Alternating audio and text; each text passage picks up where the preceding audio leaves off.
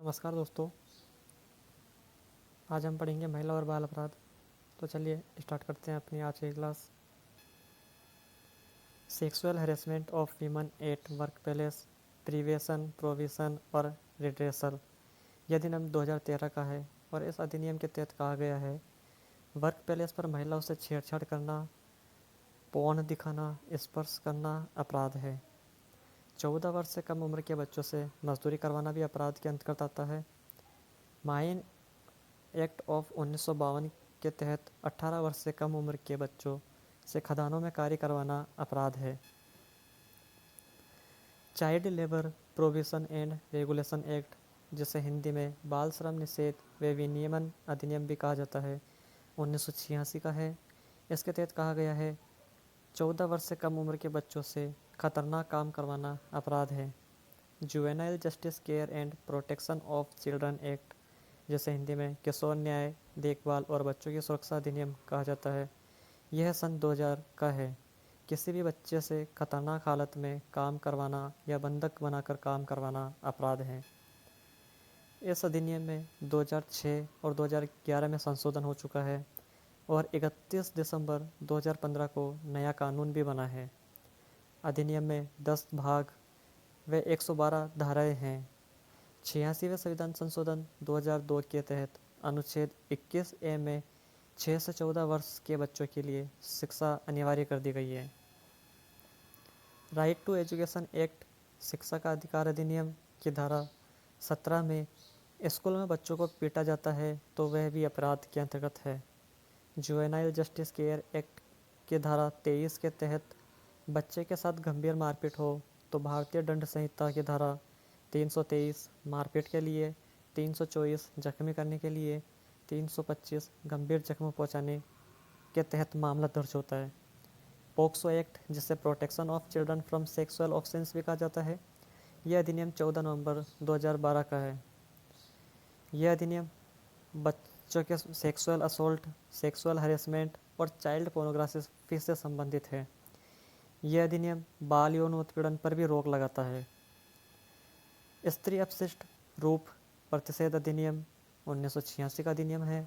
भारतीय दंड संहिता में संशोधन 2018 में हुआ था, जिसका उद्देश्य बलात्कार पर व्यापक कानून बनाना था और इसी के साथ 376D का विस्तार करना, जिसमें सामूहिक बलात्कार की स्थिति में 20 वर्ष या आजीवन कारावास देना शामिल था।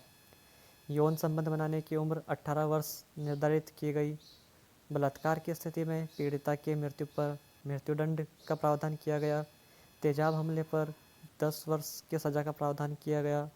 तेजाब हमले से पीड़िता का अस्पतालों में निःशुल्क व तत्काल इलाज का प्रावधान किया गया। ये सभी भारतीय दंड संहिता अधिनियम 2018 जिसमें संशोधन हुआ था उसके अंतर्गत किए गए हैं।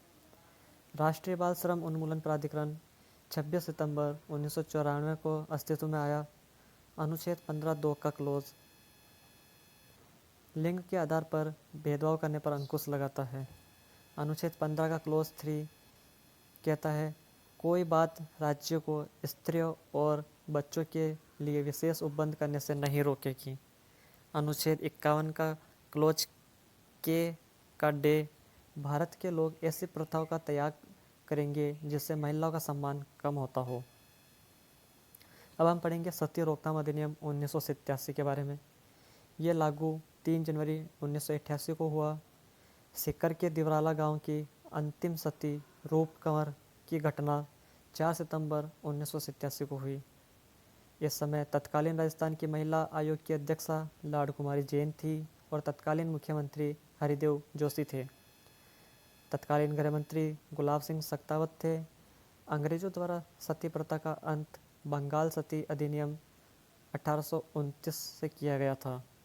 उस समय गवर्नर जनरल विलियम बेंटिक थे और राजा राम मोहन राय के प्रयासों से सती प्रथा का अंत हुआ था। सती प्रथा रोकथाम अधिनियम 1987 के भाग फर्स्ट, जिसमें धारा 2 में कहा गया है सती कर्म के लिए जुलूस निकालना या अनुष्ठान करना या सती का गुणगान करना, मंदिर बनाना, सती कर्म को न्यायोचित ठहराना, सती के नाम पर निधि संग्रह करना, ये सभी अपराध के अंतर्गत आते हैं।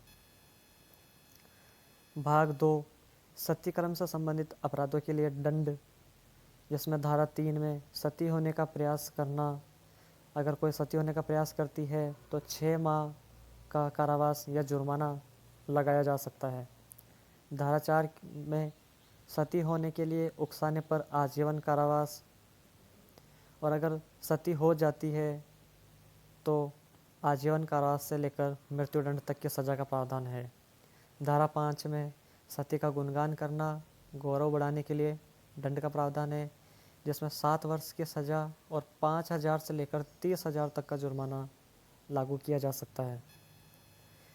अब भाग 3 है, जो सती कर्म से संबंधित अपराधों के निवारण के लिए कलेक्टर और जिला मजिस्ट्रेट की शक्तियाँ बताई गई है।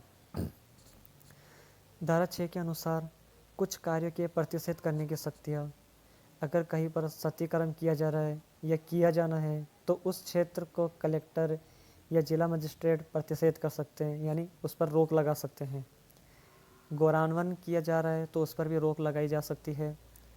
अगर कोई ऐसा कार्य करता है तो 1 वर्ष से लेकर 7 वर्ष तक की सज़ा और 5,000 से लेकर 30,000 तक का जुर्माना लगाया जाता है।